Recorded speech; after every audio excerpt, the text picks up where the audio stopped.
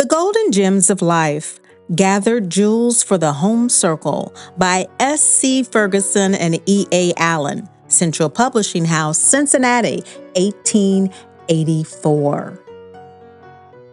Chapter: Time and Eternity.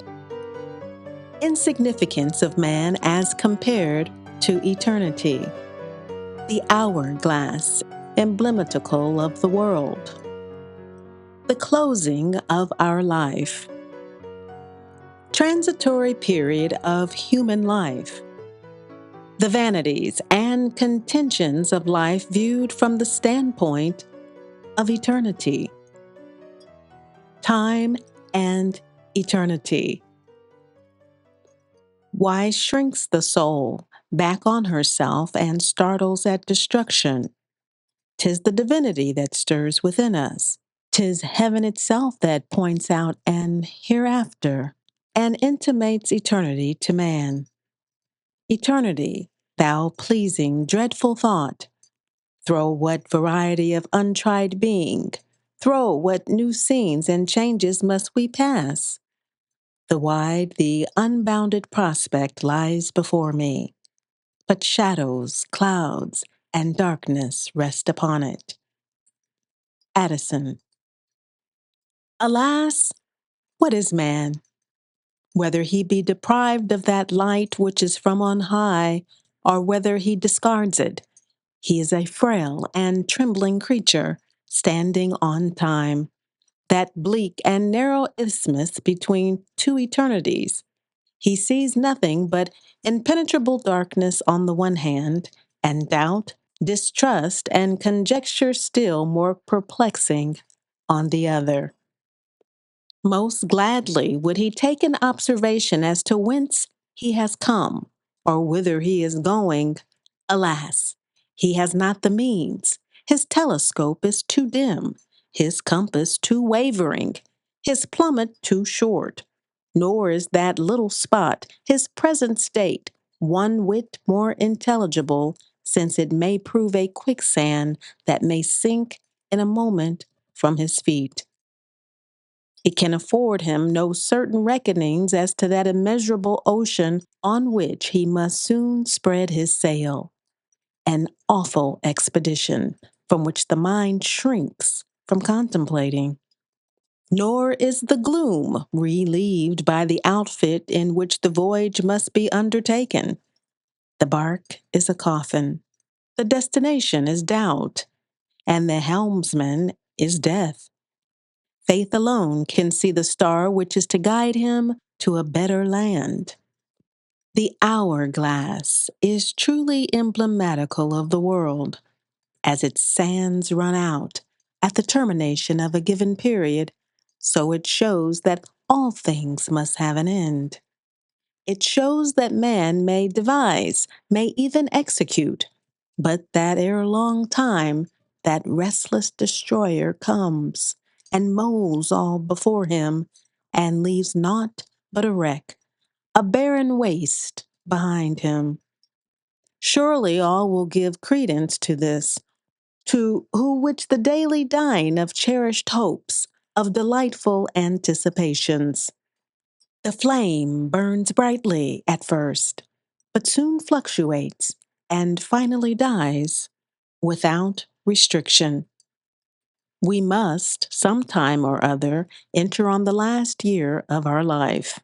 50 or 100 years may yet come, and the procession may seem interminable, but the closing year of our life must come. There are many years memorable in history, but the year of our death will be more memorable to us than any. 1815 was a memorable year, for in that Waterloo was fought. But there will be a more memorable year for us, the year in which we fight the battle with the last enemy. That year will open with the usual New Year's congratulations. It will rejoice in the same orchard blossoming and the sweet influences of spring. It will witness the golden glory of the harvest and the merry makings of Christmas. And yet to us, it will be a resting place. Or while the summer grain is falling to the sickle, we may be harvested for another year. Or while the autumnal leaves are falling in the November gale, we may fade and fall. Or the driving sleet may cut the faces of the black tasseled horses that take us on our last ride. But it will be the year in which our body and soul part, the year in which for us time ends and eternity begins. All our years fade away as nothing. The year in which we were born, the year in which we began business, the year in which our father died, are all of them of less importance to us than the year of our death. It is only when on the border of eternity that the fleeting period of life is comprehended. Human life, what is it? Is it vapor gilded by a sunbeam, the reflection of heaven in the waters of the earth? In youth, the other world seems a great way off, but later we feel and realize that it is close at hand. We come like the ocean wave to the shore, but scarcely strike the strand before we roll back into forgetfulness whence we came. In the light of eternity, how vain and foolish appear the contentions and strifes of manhood. Addison most beautifully expresses this thought in these lines: When I look upon the tombs of the great, every emotion of envy dies.